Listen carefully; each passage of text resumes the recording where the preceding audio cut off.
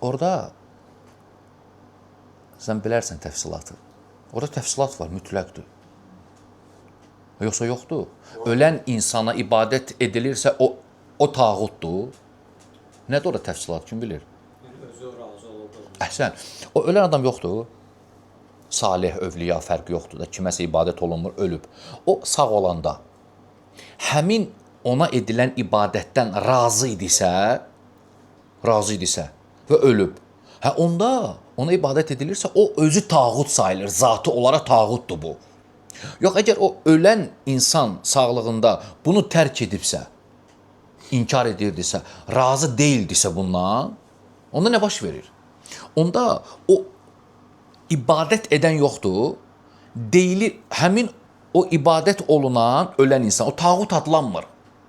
Zatı baxımından o tağut deyil o. Amma ona ibadət edən var, o şəxs.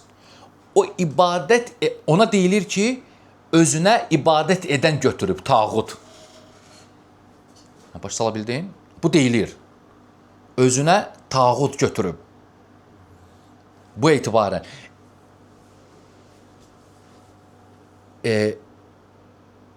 Belə deyilir də, İnnəmə əbiduhu yuqalu ənəhu ittəxədə tağutan. Kim ki ibadət eləmir, ona deyilir ki, bu tağut götürüb özünə.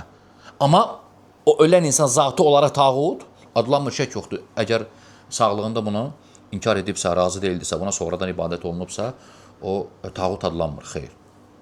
Belə.